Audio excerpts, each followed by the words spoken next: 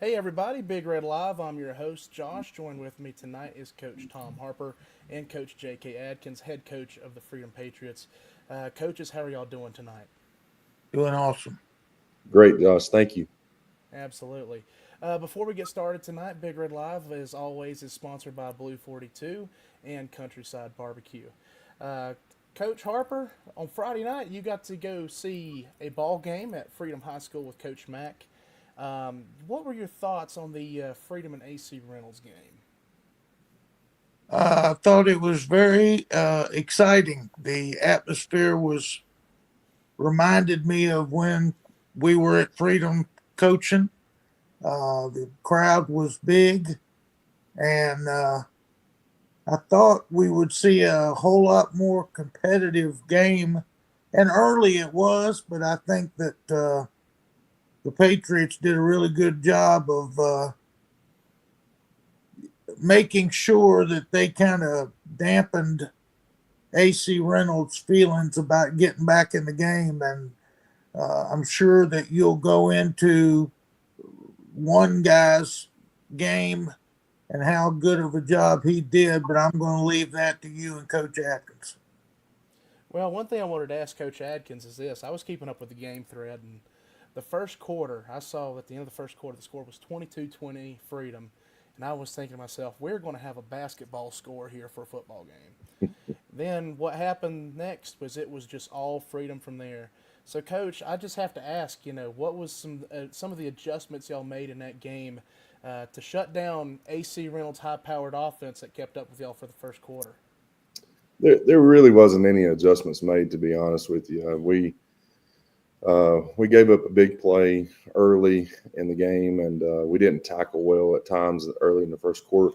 I think their speed and just overall athleticism, it took us a while to kind of adjust angles and how we approach ball carriers. And Yeah. as the game wore on, we tackled better, and we were in pretty good shape. We were in good position on a lot of things early. We just couldn't get the ball to the ground. Well, I know one thing that it's the biggest talking point right now in Burke County over the weekend was the performance of quarterback Caden Davis and wide receiver Kobe Johnson. Both of them just seem to be the two best ball players on the field for the team on Friday night, with both of them putting their names in the record book for both Burke County, and Kobe also putting himself up there in talks with some of the best athletes to ever play in the state. What are your thoughts on their performance on Friday night? And obviously, you got to give a shout out to the offensive line because without the offensive line, those performances cannot be achieved. Well, you're talking about two young men that are really good kids first and foremost. Those guys lead by example. They do things the right way. They come to work every day. Um, it was fun to watch them perform the way they did. But like I was explaining to our guys after the game, that Kobe had a night that you know we all dream of when we're growing up. Just it was one of those nights where he'll always remember. He'll always look back and talk about it. And people that saw that game, I think, will look back 10, 20 years from now and say, hey, you remember that night when Kobe went off? You're exactly right. They'll always talk about, remember when this happened, and they'll say, I was there. That's right. But like I was telling our guys, there's a lot of things that go on to enable that to happen. From the guys up front, solid pass protection, backs protection. So some of those routes require receivers running off safeties to clear out some holes so that we can run underneath routes for Kobe. And you know, it was a true team effort, even though we had one guy just absolutely step up to the plate and play out of his mind. Actually, both those guys did a great job, but it was a true team effort, I think. Absolutely.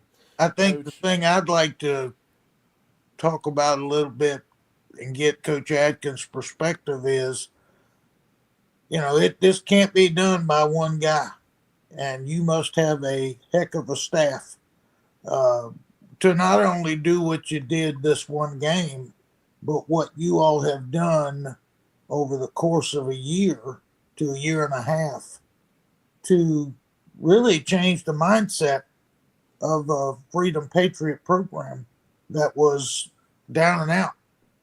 So I'd like for you to talk a little bit about your coaching staff. It's a solid staff, coach. We've got some really good veteran coaches. We've got several guys that have been head football coaches prior. Um, these guys come to work. They do their job on the weekend, studying film and breaking down film. Our meetings on Sundays are productive meetings that guys are really invested in doing a good job at practice, getting the most out of our guys and creating a competitive atmosphere at practice. So, you're right. I mean, this is not basketball, and I'm not speaking bad about that sport, but you get one head coach in a basketball setting and a basketball team, they can really affect the entire team. Football is not that way. We rely so heavily on our position coaches and what they're doing with our guys. There's just so many different moving parts. You got to have that solid staff in order to, create fundamentals and create the right mindset. And our guys have done a phenomenal job.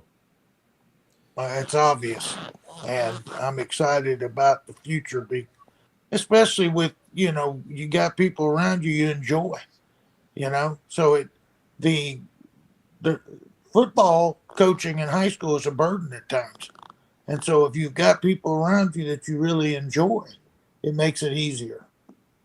It's a tough job. I don't know if people understand how tough it is, and it's gotten tougher over the last decade, I think. But you're right. To be around guys that you enjoy. Several of those guys I grew up with and I played ball with, and to be able I know. It's really cool. And I will say this too, Coach. One of the highlights of the night for me, I am completely oblivious to surroundings during a game. I don't hear crowd noise. I don't notice things. But one of those touchdowns, I looked down in the end zone and you and Mac were high fiving, and I thought, okay, that's worth it. We were high fiving because we didn't want that guy to run into us. Oh, you're trying to get out of the way. That's right. Well, we couldn't. So we went, oh Lord, it's going to happen. One of us is going to get hit.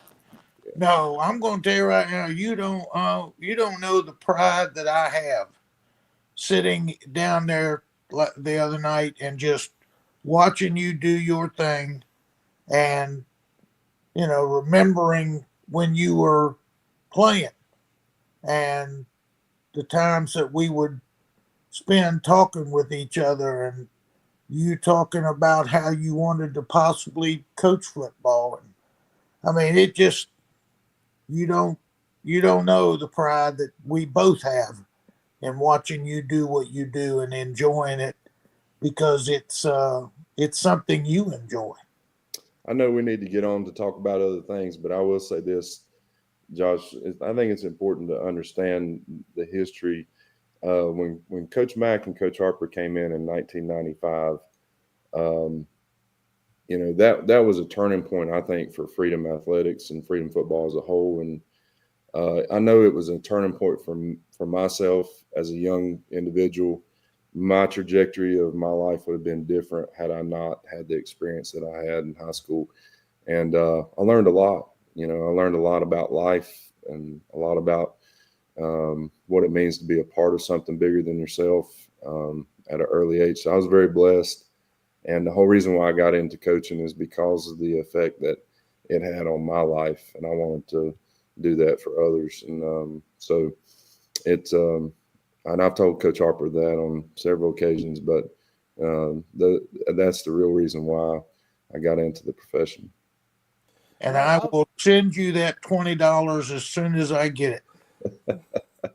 How about a trip to JD's barbecue? Blue 42. You don't have to, or that place up in Marion. There you go. But the chicken fingers, they say the chicken fingers at Blue 42s are supposed to be great. Well, Coach, what you said about us having to ball. No, what you said is perfectly on the point. It's a great thing to talk about. And Coach Mack, he's not with us tonight because he's feeling a little bit under the weather, but I'm pretty sure he really appreciated hearing what you had to say about him. But here's what I wanted to ask you. You talked about seeing Mack and Harper down there in the end zone, high-fiving each other, celebrating after a Freedom touchdown. Did that kind of reflecting on that? Does that feel like a full circle moment for you? Sure does. Just the opportunity to come back home and to kind of reestablish some connections, be closer to my family, help try to resurrect a program that I think needed some help.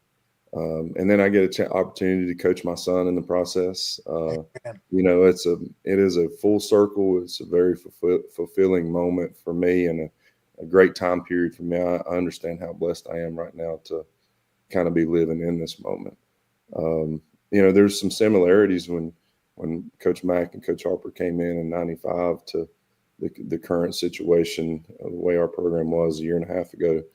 Um, a lot of the things that we had to do back then, we have to do now in order to turn it around. And it started in the weight room and investing heavily in the weight room and work ethic and building the type of culture that rejects selfishness. And those are the important bedrock foundations. Just a few to name that I went through in '95 that hopefully our guys are going through here 20 years later. Actually, 30 years. Golly, it's been a long time. gosh, thanks. Appreciate you to reminding me of that. I Well, tell you coach, what's amazing is if they haven't bought in now, they're not going to buy in because uh, you could sense that they cared about each other. You could see it by the way they were excited about the success of a teammate. And when you see things like that in the world we live in today, that is gold. And so am I admire what you're doing. I love it. It's working. Keep it up. Thanks, Coach. well, one thing I wanted to ask, coach, is we talked to you last year when you first came into Freedom during the spring, and one thing you talked about was the culture. And as a coach, the culture constantly is something that evolves over time. So my question to you is, here week 5 of year 2, your team stands at 5-0. You know, have you where in the process of the culture change do you see the program being at? I, that's a tough question to answer, to be honest. We are making strides in the right direction, and it's a daily fight. It's not something where, it's not a tangible item where you just, you have it and it never goes away. It's something that is a daily fight to attain it, to keep pushing, to improve the culture of the program. Um, but it's definitely a fight that's worth fighting, and it, and coach can tell you when you're coaching a group of 65, 70 young men, you encounter so many different things and scenarios and situations. And, I try to, as a head coach, just handle those situations and scenarios in a fashion that is conducive to creating a strong culture. And when you talk about culture, you're talking about team first mentality, blue collar work ethic, no excuses, no complaining, no blaming. Those are things that, and selfishness are things that can eat up a program. So, like I said, we live in a society that promotes individualism and promotes self. And for our sport to be successful, you can't have those elements in your program. So it's a tough battle. I mean, it's real, but you have to get rid of those things in order to be successful. Absolutely. Well, coach, here's one thing I also wanted to talk about. I'd seen online some videos of the atmosphere at that game, and to be honest with you, for a week 5 matchup, you would think that the atmosphere would have been a third or fourth round playoff game. And I know one thing also that we talked about last year is you wanted to restore the community's sense of patriot pride. How do you feel the program has come in restoring that patriot pride? Again, I think we've made positive strides to get people back in those stands and give them a product of something that they can be proud of. Our kids are playing the game the right way. We're playing hard and physical and blocking well and tackling well right now. Uh, we're handling ourselves, and our conduct on the field is right, and on the sidelines is right. And I think we're doing a good job giving our community something that they can come and watch and be a part of and be excited about and be proud of. Don't ask me what happened. I don't know. Move on. uh, that's just technology for you, Coach. No, I got a phone call. Oh, okay, I got And I didn't know you're not supposed to get phone calls. You're supposed to tell me about this stuff, Joshua. you. Well, I didn't know you were that happening of a guy, man. What happens if I get another phone call? What do I do? You're just gonna have to decline it and just, Well, hope I that know you stay that, in the but stream. everybody is everybody in my family is texting me right now because supposedly there is a show on about Earth, Wind, and Fire. And they know that I love Earth, Wind, and Fire. So my family is going crazy. We'll deal with that later. Moving on. I apologize. Well, Coach Harper, what I had just asked Coach Adkins was about the community support on Friday night. Like I said, Coach, you were at that game. You saw the atmosphere out there. Um, how would you describe the atmosphere for I that think game on it Friday was night? electric. It was electric, really. It was it reminded me of the good years that we had back in 95, 96, 97, when people came out just because it was freedom football. You know, so many people have so many different options on a Friday night, you know, that they could go anywhere, but they were there to see the Patriots. And band was excited and was really sounding good. Uh, you know, it was like an event. And, you know, I don't want to, I mean, you're open this week, right, Coach? Yes, sir. Well, you wait till the following week on Friday. You think that it was exciting on Friday night when Watauga comes into town, and basically this will be for the conference championship. Am I right, Coach? Uh, You don't want to jump to that. I get it. I've it's the already first. gone It's to the the first rat step. poison, but it's going to be electric. And I've already uh, canceled whatever I was doing on that Friday night, and I'm going to be, as long as it's okay with Coach Atkins, I'm going to be down in the end zone again, taking a chance on getting hit by somebody because Coach Mack and I were like almost on the field. And we got excited about it. And for a bunch of old coaches to come in there and get excited about a football game, um, I'm excited about where he's got it going. He really is. It's fun to be a Patriot again.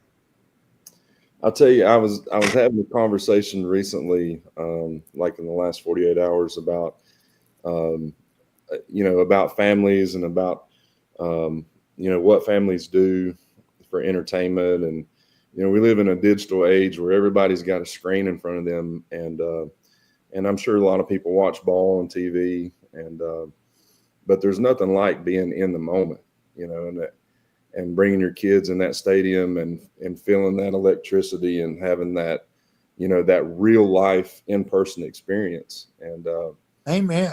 a lot of our young people don't get it. They don't understand what that's like. But you get in there and you start feeling that energy and that juice. That's addictive too. So we want to fill that thing up in 2 weeks, and I'm sure we will. I'm sure Patriot Nation's going to fill that stadium Oh, up. And they will show up and they will show out, and you're going to get the combination of the sound of the band coming into the stadium and the smell of popcorn. Okay, my goodness, there's nothing better. I won't go into what it does to me, but it is a great combination, and when you have that kind of live experience, at a Freedom football game. It is, I mean, it truly is something that, they talk about being on the majestic Catawba River. You know, it's such a great event, and it's really cool what they do to build. It's going to be big. It's going to be exciting. Well, that's what got me hooked, and I'm sure it did you too, Josh. When you're 8, 9, 10 years old, and you're coming to the games on Fridays, and you're getting to experience that in person, like that. That was the dream for me, is to be on that field one day and to be wearing those colors and have that F on the helmet, and and that's a big part of the process. You go to these small towns that are just eat up with football.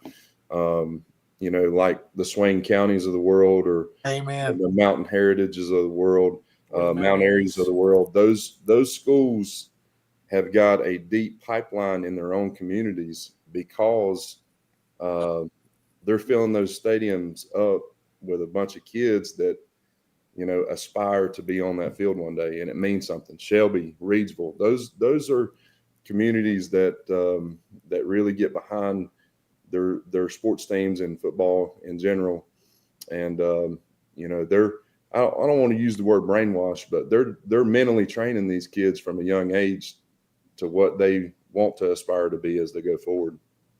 Yeah, it means something to wear the the royal blue, the red, and the white. You know, and it starts at the Pee Wee programs where they wear that color all their lives, and the head coach comes around, and the coaches come around, and you get to know them as people, and now you're building the program even bigger, and that's what excites. That's what's exciting about building a high school program. Yeah, and I could add to that. Coach Adkins are correct. I grew up watching Freedom football. It inspired me to want to play for that program. But Well, look what you're doing now. one thing you always look at from the high schooler expect. One thing these high schoolers don't really know, and that they need to know, is that these young kids in these communities look at them like they're their NFL players. They look up to them like they're NFL superstars. And I remember the impact some of the kids, some of the players from the program in the past had on me, and I know for a fact that it has an impact on the next generation of athletes that go and interact with these athletes out in the community, and just being able to watch them play on Friday nights. Yeah, and that's an important piece too.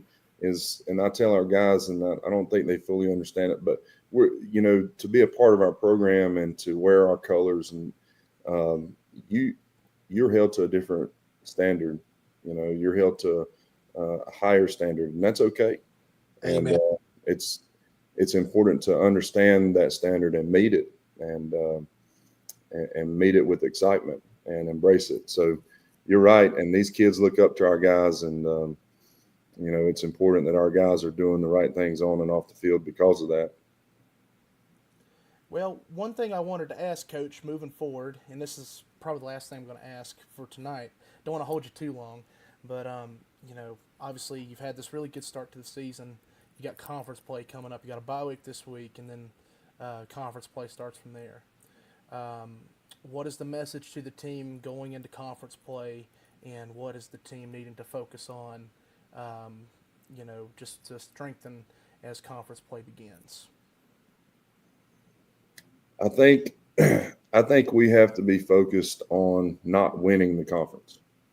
I mean, we're there's a lot of talk and a lot of buzz. We don't want to get caught looking down the road, and we I think we've done a good job for the first 5 weeks of just kind of putting our focus on where it needed to be. I'm not going to have to get these guys up for this next game. Okay, they think the back channels and the little side conversations have been, about Watauga, and so I'm not going to have to build that up. What we've got to do is get them to focus on the things that they need to do now and going forward in practice in order to have a chance to beat those guys. And we got to narrow the target. It can't be broad spectrum win the league, win the conference. We've got to do a better job protecting the football from a running back spot. We got to do a better job of angle tackles. There's so many things that we can do with narrow vision that will add it up collectively, give us a chance to win the game in 2 weeks. So that's kind of where our focus lies, is just getting better, being competitive at practice, getting after each other at practice, making sure that we're getting what we need to out of that setting. And then mental preparation. We're going to watch a lot of film, and we're going to have our guys ready to go from a mental standpoint about what their job is and what is required of them in order for us to be successful. Well, you talk about side talk. Are you trying to tell me that there is some talk going on down at Saints Barbershop right now? Is that place known for side I'm conversations? not saying anything, but there's a little bit of talk going on at every barbershop right now. That's the truth, and that's okay. That's exciting sometimes to just hear, because that's a signal that your program is relevant and people want to talk about it. So. And that's one of the reasons why I only get 2 haircuts every year. That's right. We noticed. One before and after football season. Yeah, that's right. Well, that's one thing, you mentioned the noise and the outside stuff. Obviously that can be a distraction for the team. How do you try to keep your team focused on the task at hand rather than just, starting to buy into some of the outside noise that's being talked about? Now, this is a gift that's earned. Our kids have worked hard to get to this point to make this game relevant. If we're sitting at 2-3 going into Watauga, this game doesn't hold the same type of relevance. So we're embracing this as a gift, man. We've got a chance to do something here, and hopefully knock off one of the top-ranked 6A teams in the state. And I think we're just going to approach it with that mindset, and just avoid all the distractions and the noises, and just focus on the task at hand and what we need to do to win. Absolutely, Coach. Coach Harper, do you have any last final thoughts for Coach Adkins? I've got some stories I could probably tell, but I won't tell any tonight. I just appreciate you coming on, Coach. I enjoy talking ball with you and anything else, and I appreciate you as not only a coach, but as a person who understands that you're building young men into men. And it's nice to see you take that responsibility and run with it. So they can't get a better coach when it comes to that. Coach, I love you. I learned from the best, man. You know what you mean to me. So it's good to be on the show, Josh. And get off before you make me cry. Coach, we appreciate you for coming on tonight, and good luck with the team moving forward. We're looking forward to the matchup in 2 weeks, and once again, congratulations on the start of the season, and good luck moving forward. All right, guys. Love Thank you. Have a good one. All right, Coach Harper. Now that we have, I just have to say, Coach Adkins, he is a top tier, high class guy. Just always enjoy talking to him. You always get a lot of insight, just not just about the program, but just from a football aspect. You hear a lot of things, hear a lot of good things. So very insightful. So, Coach, let's go ahead and take a moment to talk about some announcements for this week. I wanted to go ahead and get Coach Adkins on and go ahead and get that out of the way because I knew it was going to be a long-winded conversation. For this week, our announcements for Week 5 contest winners. Dion Hawkins is the Scoreboard Challenge winner for the Countryside Barbecue Certificate. And if I could get a moment here to share the screen for the wheel spin, our pick and poll had I think it's a 6-way tie. I think it says. Man, it just gets more and more exciting, doesn't it? I know, right? Don't you just love having to do the wheel spin every week for? Oh yeah, it makes 42. Makes for great radio and TV. Absolutely. So we're going to go ahead and do the spin for this week's Pick'em Poll winners. And we're going to see who is going to get the Blue 42 certificate this week. And it looks like, I'm not going to say it this time too prematurely. Our winner this week is going to be Jason Bumgarner. Congratulations on winning the Blue 42 Pick'em Poll. All right, Jason. All, Congratulations. as always, we post our Blue 42 Pick'em Poll Challenge and Countryside Barbecue Scoreboard Challenge every week. It will be posted after the show later tonight for next week. Submissions are valid up until 5 p.m. on Friday night before the games get kicked off. Our last bit of announcements for tonight: the Glen Alpine Hall of Fame induction class will be honored on October 18th at the Glen Alpine United Methodist Church Fellowship Center. We'll have some more information on that soon. And then finally, we're going to get into our Week 5 recap. I have to pull that up on the screen real quick. Sorry it's taking me a minute to do this. You are fine. Take your time. Usually you and Mac are the filler for that stuff, so it's not. Well, we'll blame it on Mac. Yeah, don't have a lot of filler tonight, unfortunately. So here's some of the finals from Week 5. I think some of the interesting scores. We're gonna go ahead and talk about the scores that were postponed on Friday night. Had a couple area scores not get posted because of a postponement on Friday night. Watauga beat Irwin 49-14, and Madison beat Avery 47-20. But some of the most relevant scores in the area on Friday night was South Iredell coming back to beat Alexander Central 48-44. And the most interesting storyline from that game was Alexander Central was up 41-19 with about 8 minutes to play in the game. And South Iredell just came back and roared back to take the lead. How do you lose a ball game up 41-19? I honestly don't know, but if I was to take a guess, everything that could have gone wrong probably went wrong. Obviously. I'm sorry to hear that. Some other scores from the area: you had RS Central overdrawn 48-16. Freedom over AC Reynolds 70-20 on Friday night. Hickory over Ford 50-0. Lincolnton over East Gaston 42-0. McDowell over Inca 33-7. East Rutherford over High Brighton 43-34. I got to witness that game. That was a really good game. Two very respectable programs going at it on Friday night, and that game definitely lived up to the hype that I thought it was going to be. Some other scores from the area: TC Roberson 40, South Caldwell 6. Mount Airy 36, St. Stephen's 28. The most interesting story from this Mount Airy and St. Stephen's game, Coach Harper, was that Mount Airy got out the gates and was leading 22-0 after the first quarter. St. Stephen's roared back to pull within a score late, but just Mount Airy too much of a deficit early on, played to be the backbreaker for St. Stephen's in that game. Well, it's like we talked about the past couple of weeks. That St. Stephen's has really improved and loved their competitiveness.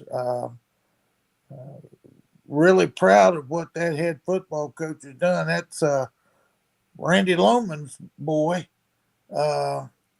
and he's got two young men that are head coaches, and they're really doing a good job of representing him with a lot of pride.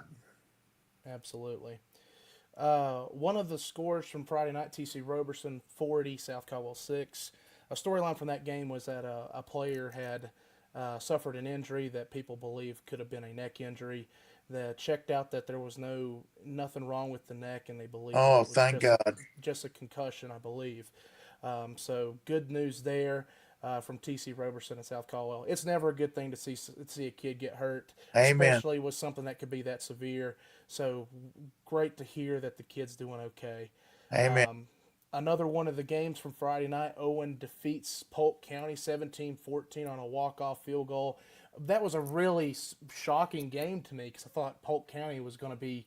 I thought Polk County was the favorite to win this game, and Owen came in and upset them. I believe it was on their homecoming night too. So we actually saw Owen play against Patton, and they did not impress. But to go to Polk County and beat them at their place with a walk-off field goal, that's impressive. they're making Absolutely. improvements. Absolutely. And then the final score I'm going to give from week 5, Maiden 21, West Iredale 0. For the full thing of scores, we got that posted to the page. It's on the timeline. Make sure to go check that out if you haven't already to get your scores, for the full slate of scores from Friday night. All right, so looking ahead, I'm going to pull up the games for next week. Um, all right. Remember, make the screen bigger. Yes, that's what I'm going to try to do. You're working with people that are geriatric at best. That sounds like something my father would say. Yeah, he would resemble that remark. Yeah, he probably would. All right, week 6 football schedule for this week. Teams on bye this week. You got Alexander Central, Cherville, Freedom, I can't South. see it. Oh yeah, because I didn't add it there. There we go. There's a rookie mistake already. There we go. Thank you, Jesus. There we go. Week 6 football schedule, 9:26 for this Friday night. On bye week this week at Alexander Central, Cherville, Freedom, South Caldwell, St. Stephen's, and West Iredale. Some of the area games you've got: Owen at Avery County, Newton Conover at Bandy's, East Lincoln at Bunker Hill, West Lincoln at Burns, RS Central at Chase, Forest View at Crest, Drawn at Patton, East Burke at High Brighton, West Caldwell at East Rutherford, Ford at Maiden, Hickory at North Lincoln, North Gaston at Kings Mountain, Corrigan Community at Lincoln Charter, Highland Tech at Lincolnton, McDowell at North Buncombe, Mountain Heritage at Madison, Polk County at Mitchell, Davie County at North Iredale, Stuart Kramer at Shelby, North Stanley at Thomas Jefferson, and Watauga at Asheville. So, Coach, out of all the games that I've listed off, is there any games to you that stand out to you? Uh, I think the West Lincoln at Burns could be exciting. That's Uh, one that I actually had circled on my map too. I think that's going to be a really good game. I think Burns is always going to be very competitive, and I've had the opportunity to see West Lincoln, and those. It's amazing the pride that that community takes in their football team. Um, you talk about programs, they he they've really done a good job there, and they're always going to be representing themselves really well. So it ought to be interesting. And there's one down at the bottom that I thought I saw. You're going to have to scroll up a little bit.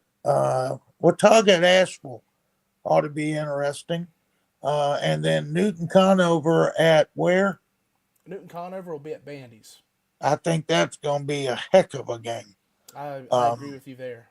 so I think they're all exciting, but some of them are obviously more exciting than others. Um, anytime you got, I think uh, the guy at Newton Conover has done a really good job of building up the program. Um, that's Nick Basil's stepson, so he's got a Yeah, Matt, direct Matt Wilson. Matt Wilson. Yes, he has a direct line to. He played there, so he knows what Newton Conover is supposed to be. And you've got a lot of tradition and heritage at a lot of these places, but anytime Newton Conover's playing bandies, it's going to be a good game. Yeah. Some games that I believe will be flying under the radar that I believe will be underratedly good games. I could see RS Central at Chase being a really good game this week. Chase has been very strong so far this year, coming off a big win over West Caldwell, 59-22. RS Central coming off a big win too, defeating Drawn 48-16. RS Central started off the season 0-3, but every one of RS Central's games was decided by a touchdown or less. Huh? So this RS Central team is a lot better than the 1-3 record that it shows. So I think this game has potential to be a really good ball game Friday night at Chase. Cool. Another one that we're going to be talking about, Drawn at Patton. This is one that we're going to be actually live streaming this week Yeah, with Coach that'll be Harper and Coach exciting. Mack on the announcing for that. I think Drawn at Patton's going to be a really good game. Both teams have obviously had their struggles early on this season, but I think it's going to be a really good game between these two teams, and I think they're going to be very evenly matched You know this what's so Friday great evening. about that game is that both head coaches played for Coach Mack and I.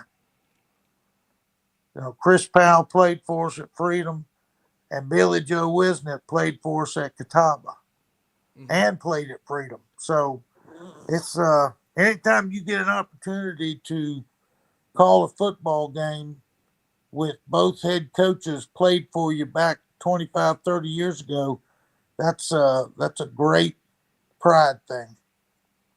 Coach, I want to ask you just from your standpoint. You get to go out and see former athletes all the time coaching. Um, do you ever get like a sense of nostalgia being around them when you get to watch them coach? Like, what's the emotions like for you as an individual? Oh, it's Seeing these coaches, that you used to coach, doing what you used to do. it was it was surreal Friday night for me to be sitting there knowing that I had coached on that sideline before, and there were a bunch of people that I saw that I knew when they were younger, and now they're mothers and fathers, and they're just it it want you it pulls you back in. You want to be a part of that again, and um, it's not the same thing as it was back in the day. So you have to remind yourself of that. Uh, I can't go back and continue what I used to do back then, and that's what makes it so hard. I almost did not come to the game Friday night because I knew that I was going to have that feeling of nostalgia, and that's uh, that's a hard pill to swallow when your mind wants to be out there coaching and relive some of those, the memories that you have, but you can't do it anymore. And so, your mind can't wants to, but your body just can't do it. So, I'm proud more than anything of the young coaches or the coaches that are coaching now that I had an opportunity, and Coach Mack and I had an opportunity to mold a little bit and be a part of their maturation. Um, it's nothing but love and pride, really. Well, that's always good to hear, Coach. I mean, I've never really thought about that aspect about it until you kind of brought it up about announcing the game on Friday, mentioning that Chris and Billy played for y'all at some point. So I just kind of wanted to get that kind of perspective on it because when you think about it, everything from being a player to being a coach to watching people that you coach, there's always a different perspective to it. So I just wanted to see, just kind of pick your brain there and see, what's going on in the head of Tom Harper. Well, be careful where you pick now. I'm going to tell you right now. It's scary, but there is nothing but pride when it comes to talking about the guys that I coached. Uh, they are an extension of my family.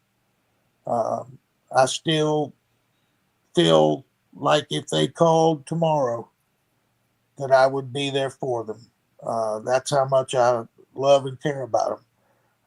I meant every word I said about Coach Adkins.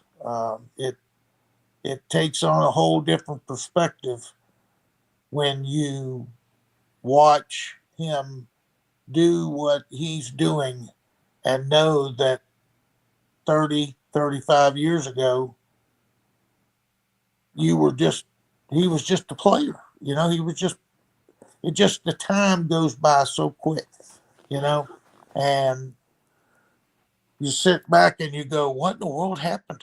Where did that time go? So it's the same thing with you. You talked a few minutes ago about loving the fact that you wanted to wear the red, royal blue and white, and now look at what you're doing. You're not only trying to help Freedom, you're trying to help all Burke County athletics with what you're doing. And I think you should be very proud of yourself too, because look what you've done. Look what you're doing. I That's why I was so quick to jump and help, because I know it's going to be successful, because I know how passionate you are about it. I appreciate those words, Coach. It's the truth. I really do. And I remember the first time I actually worked with you, and I'd never met you before, but I always knew that you had significance to the area, and you just brought me in. And you treated me like one of your own. So, and the amount of respect that you, Coach Mack, and even Coach Crawley, when I first met y'all, gave me was very humbling, to say the Well, least. I appreciate that. You are a special young man. You've got a special daddy.